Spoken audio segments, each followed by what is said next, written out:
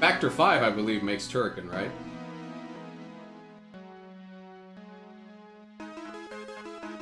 Stardate 2751.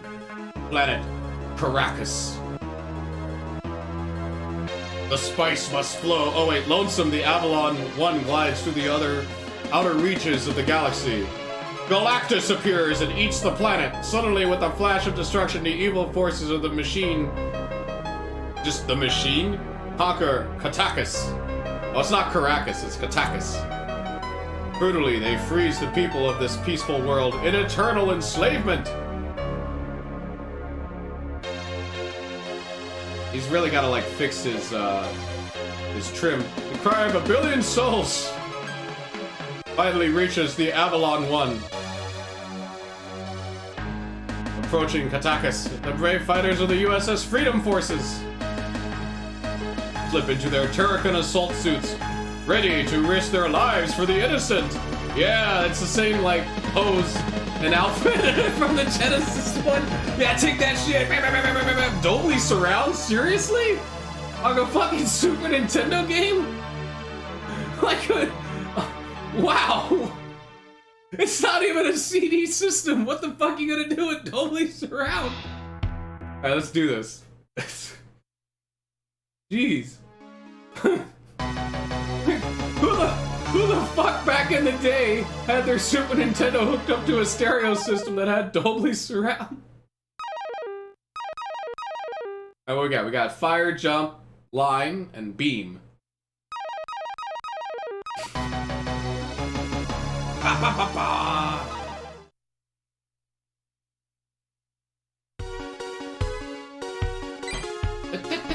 Look, it's like Metroid, but not. Oh, fuck, fuck, fuck.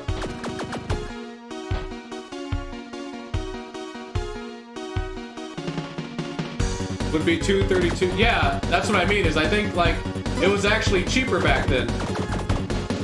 If you count inflation. The thing is, it's like, the average pay has not gone up as high as, like, the average cost for things. So technically things cost more now than they did back in the day. Not just, like, with inflation, but, like, just in general. Like, things like college and stuff like that. Like, it sucks. That's why, like, baby boomers and stuff like to tell millennials how, like, how we're all lazy and how, like, we don't, like, you know, do shit. But it's like, in reality, they had life a lot easier than we do now.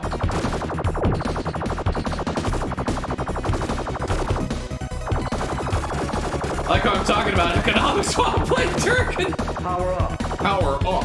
Oh man, look at that. How do I get... Is there like a... Okay, that's not it. Okay, that's still not it. Oh, look at this. What does this do? Ooh, yeah. Okay, so you can kind of aim. Alright, so there's nothing down there. Yeah, the more you know, right? Oh, okay, those are leaves, but the lightning does hurt me. Holy shit.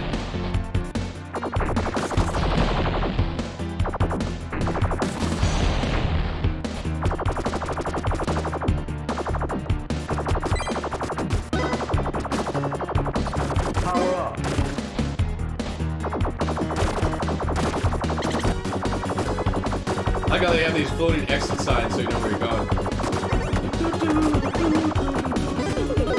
What the fuck?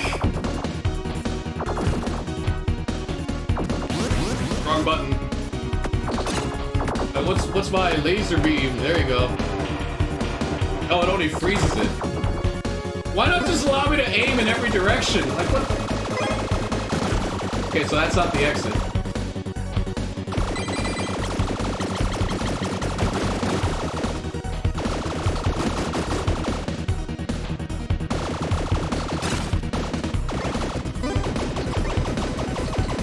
I always like this run animation. I still think the Genesis version is better than this. Though, one thing that's nice is that both versions are different. In other words, it's not the same levels, you know what I mean? It's not like the same game. Remember back in the day when they would actually release a different game on different systems instead of just the same game on multiple systems? Oh, man. Went quite far. That's true, it did, yeah.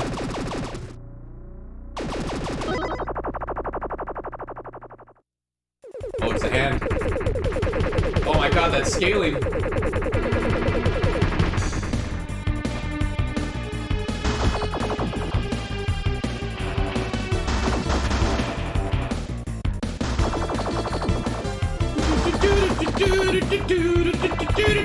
Oh god. Woo. Wait, I got one of these. There you go. Did that do anything? Nope.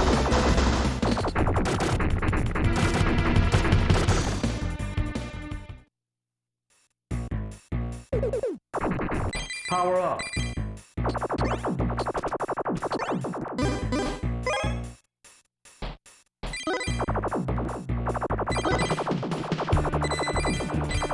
Power up. Ah, crap.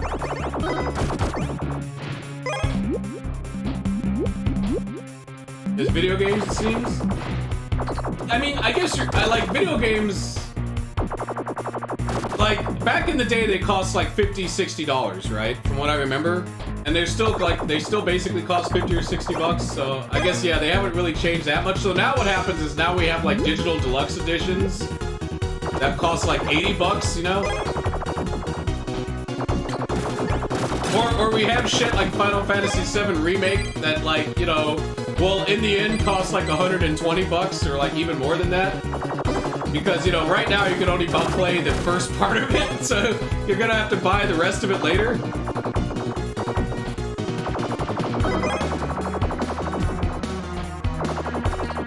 Not to oh yeah, the retro game market is crazy.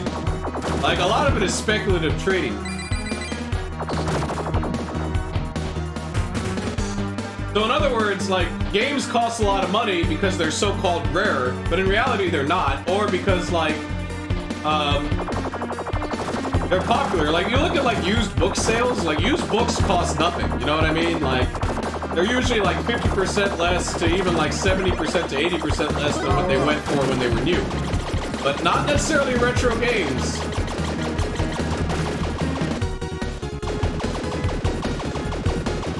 Oh yeah, there's loot boxes and stuff, so yeah. Maybe that's why, like, big-time developers are trying to find ways to squeeze as much money out of the consumer as possible.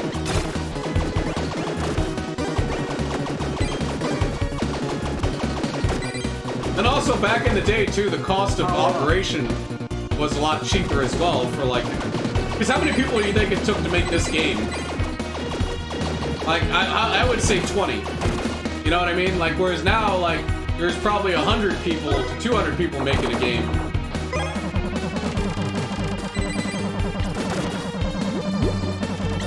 Probably less than 20, you know, like, the actual people involved in the game. I'm not talking, like, marketing and, like, you know, the guy that came and cleaned their toilets while they were working, you know, stuff. I'm talking, like, just the guys involved in the actual making of the game. Not the manufacturing, not the, distribution.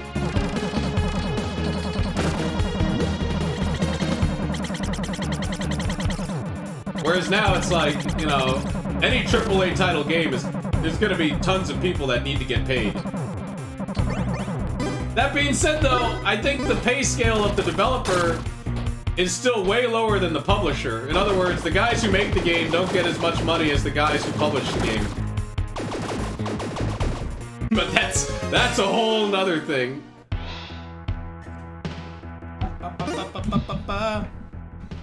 I also think they can't make their games too high in cost anyways, because the problem is then they compete with older games that don't cost as much.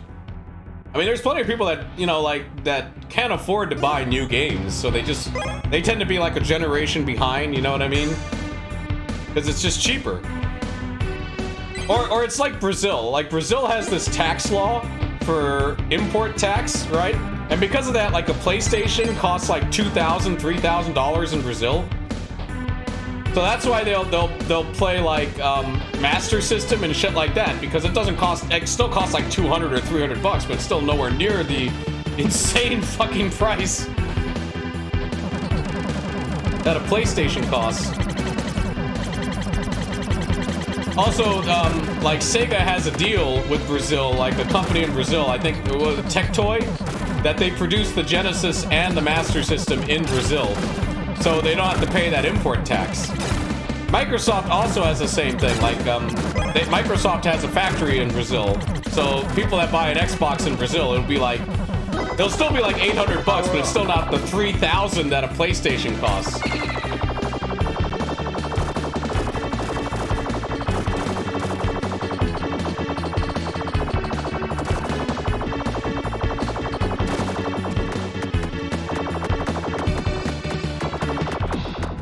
Yeah.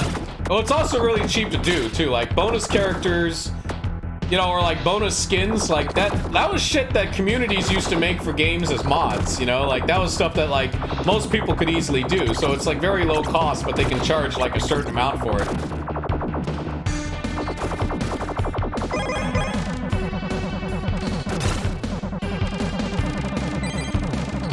I don't know. I personally don't try to think about the business side of video games, but it's like, I guess it's like anything, you know, like if you like movies, you know, like why do movies kind of suck now? Oh, it's because they have to follow a certain formula or else they won't make, you know, they need to make money on their return, whatever. Same thing with games. It's like they have to do certain things. So your best way of finding like good original shit is probably like the retro scene. Or, I mean, or more like the indie scene, you know, like a group of small people with talent that can make a good game. And if they make a good game, then hopefully they get enough money to make a more like technically advanced game. You know, like Techno Babylon, right? Because Techno Babylon's a really good adventure game. Does that thing just not die? There we go. And like, they're making a sequel, but the sequel's gonna be like totally, you know, 3D and shit. They sold them separate, which you don't mind. Ah.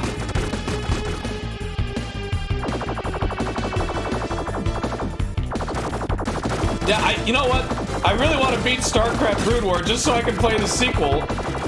Because I really want to beat that sequel. I've only beat like two campaigns on it. I gotta beat that stupid Zerg mission first, though. Ah.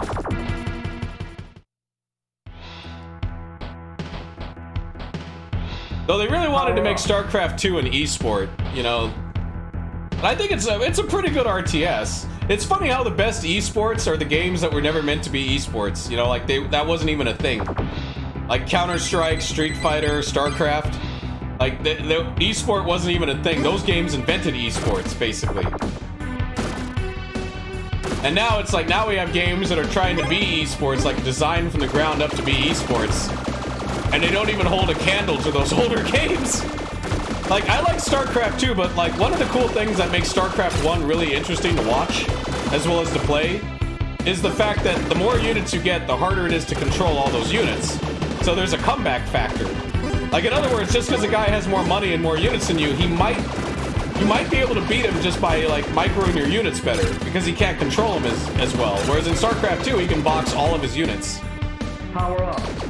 So StarCraft 2 and also StarCraft 2 is a much faster game. You start out with way more workers. There's a lot more automation.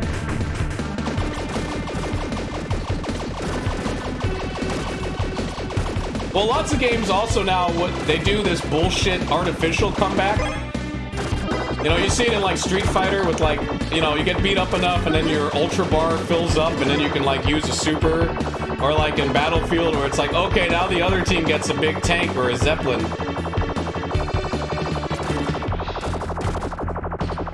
And that's the other thing too, yeah, like in StarCraft you can lose at any given time. Like, that's what made it exciting, you know, was the fact that it's like someone could beat you instantly. Power up. Ah, power up. What's that bar below my energy? What is that? Because I got energy, so that's clearly my life, but I don't know what the hell the bar is below it. The less income you get. Oh yeah, it has like an upkeep feature like Warcraft 3 does.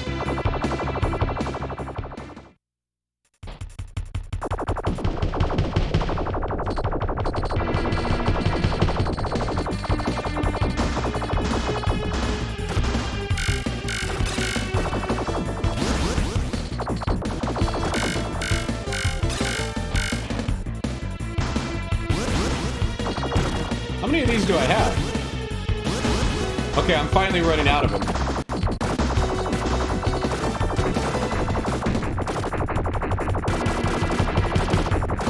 They lose the experience too. What is esports? It's basically like, you know, like if people are gonna watch people play games competitively for money, or because no one's gonna make a tournament for a game, like no one's gonna offer a cash prize for a game tournament unless people are watching, because then they don't make any money. Like Nvidia, or like let's say Nvidia sponsors a tournament, it sponsors it so it can get ad money. You know, similar to like how Formula One has like Red Bull.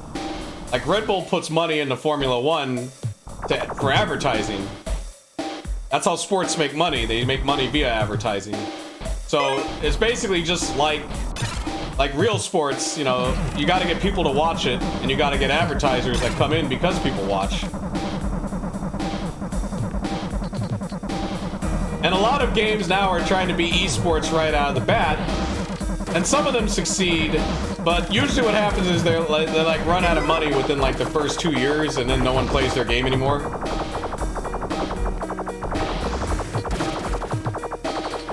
That's what I mean. It's like the best esport games were the ones that weren't meant to be esports. They were just meant to be good games, and then people just found it, like they found it really enjoyable to compete and watch other people compete in those games.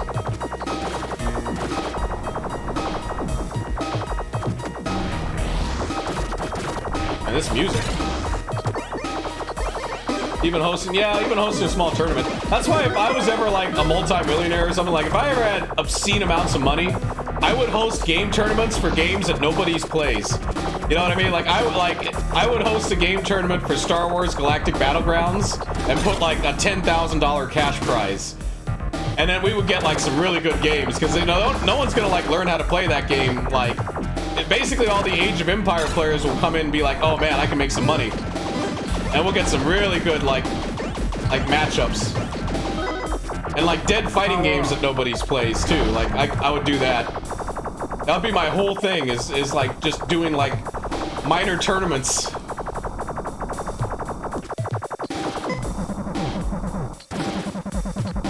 You know, like a Warcraft 2 tournament. Well, hell, even a Warcraft 1 tournament, why not?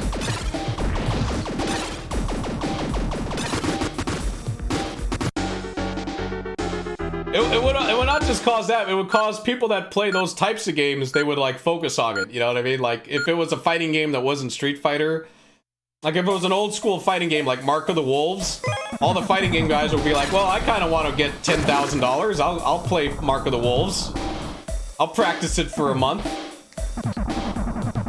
You know, because they're already pro gamers, you know, in fighting games. Like Justin Wong plays like hundreds of fighting games. You know, he plays stuff from Marvel to Street Fighter to Mortal Kombat, whatever, right? Whatever fighting game, because it's like he competes in all of them. An RTS player probably would do the same thing, you know, like if you played Age of Kings and then someone's like, hey, I'm gonna host this like Star Wars Galactic Battlegrounds tournament, which is basically like the same game almost. It's like you could be like, well, my skills can translate to that, I just need more practice on it.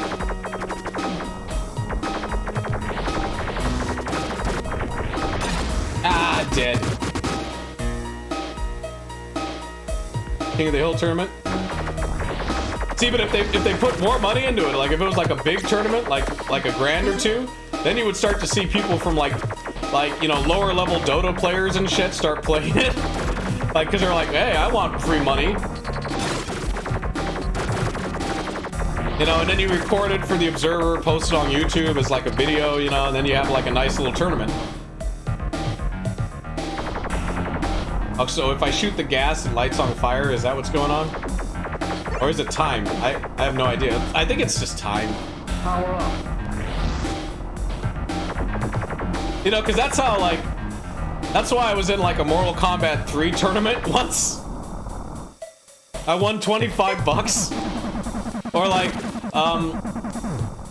you know, one time at the arcade, someone put $200 for the cash prize for the Street Fighter Third Strike tournament, and let me tell you, that was quite the tournament.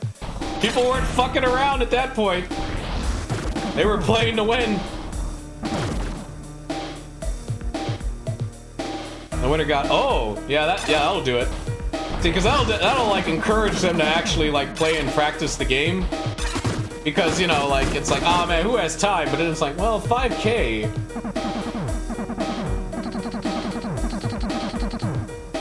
It also, like, it encourages better games, too.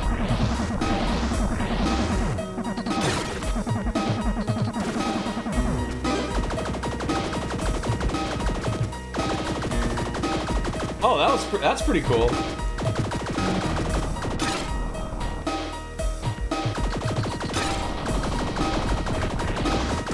Ah! See, I think that's the thing, though. It's like a lot of games now, like, even the smaller ones, as long as there's a community that will do stuff like that, like, it's still, like, a viable thing. Not like, for a living, but, like, you know, as...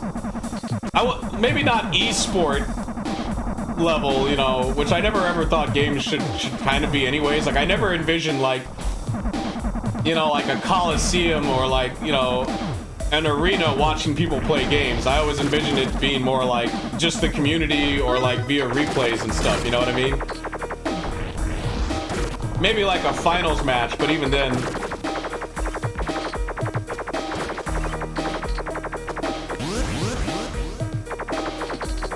But then again, you got shit like League of Legends that has that $1 million prize pool every year.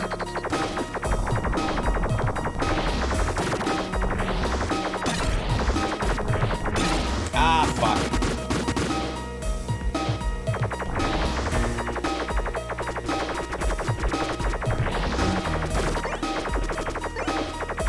Yeah, I mean, I'm competitive. I like competitive stuff, but I'll never be like esport level, right?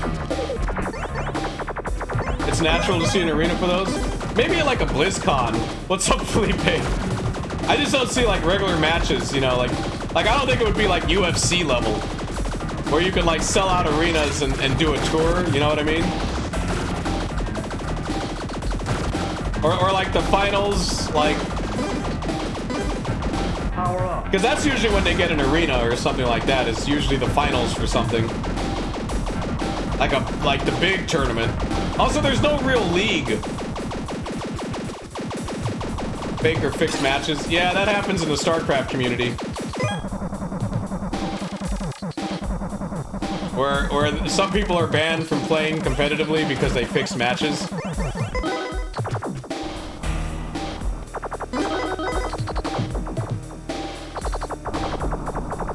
But then again, that's always been a thing with sports, huh? That's not really something new with esports. That shit dates back to, like, boxers taking a fall.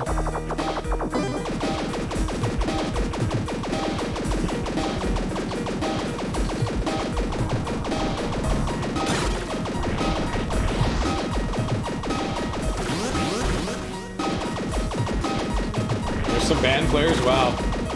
Oh! Power up. Power up. Oh my god, did I... What was that power up? Did I get, like, super fast? What's up, Lusty Bard? How are you doing? I'm playing a little Super Nintendo. I was playing StarCraft earlier, but I did this mission, like, 3 times, and I was a little frustrated, so I figured... switch up the game, you know?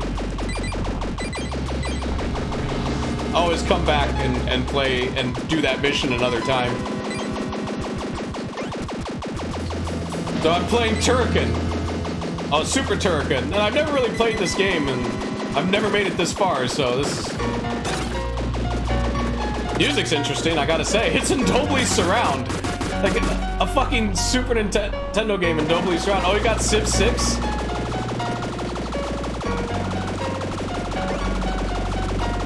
Whee!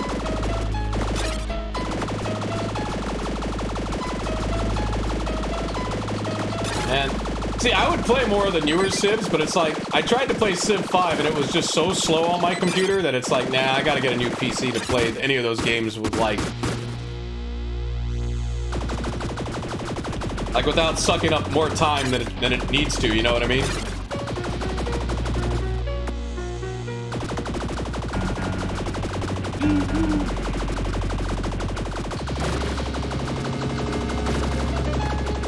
That's kind of why I didn't play Galactic Civ 3, even though I have it. And I play Galactic Civ 2 on stream, because it's like, yeah, that one I can actually, like, run fast.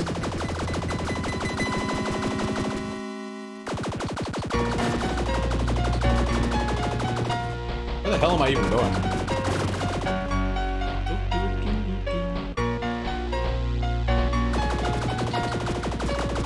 know, I was thinking about playing Civ 3 on stream.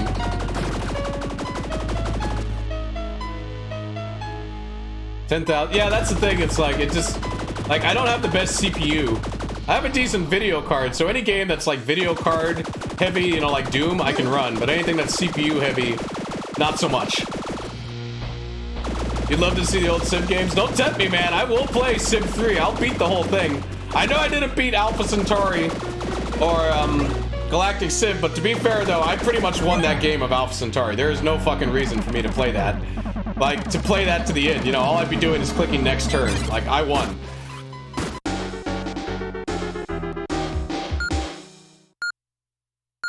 It's some time to play Civ 6 and never did. Now that everyone's got it, I tried it again. Ah.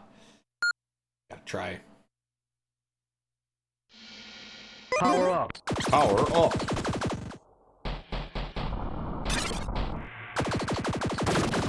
Then I still want to play Civ 4 as well. Though Civ 4 after the expansions got a little stagnant. Like, it seems like people just make power blocks and don't do anything. All the Civs always have a problem with them, though. And then there was that one, like, Beyond Earth that's supposed to be like Alpha Centauri. And to be fair, it kind of is, but it has that problem of being like, I'm 300 turns in the game and nothing has fucking happened. Like, what the hell? Like, in Alpha Centauri and shit like that, or like the old civilizations, you know, shit would be going on in like 50 turns or 100 turns. It wouldn't just be like you dicked around for like 300 turns. And then that's also kind of bad too, because like, what if you made some bad decisions, right? And then like you're 300 turns in and then the AI just kills you because you made bad decisions in your build and you don't even know what the fuck you did. So then like, to try and do it again, you have to go through those 300 fucking turns again. Just to like, figure out the game and adapt your strategy. But no, shit needs to happen fast. Just do 3 actions. Workers were doing stuff turn-based on Civ 5. Oh.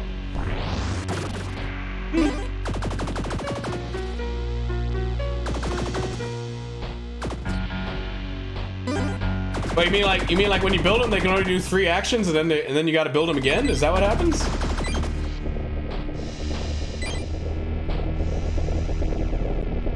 Based on government choices. Oh, now they're builders. Oh shit, I'm gonna die here. I'm gonna die here. Don't make me play Civ 3. Oh god, make it! Ah, fuck me, no! It's an oh, huh. I'll do it, man. I'll play Civ 3 right now. You don't think I'll do it? I'll do it. You don't think I got the cojones, man? I'll play Civ 3. Shit, get out of here. Got 150 turns in.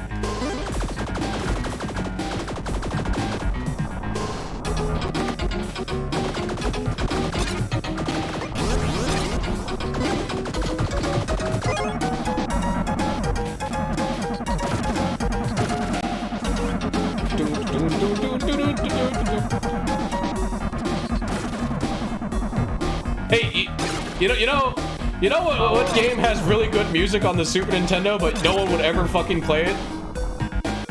You go through a time warp playing Masters of Orion 2. Oh god. I mean, this music's getting better. Like, I'm actually kind of impressed. It's nice. But I can show you guys a game that nobody will ever fucking play, but has music that is too good for it. Literally too good. Like, a game that shitty should not have music that good.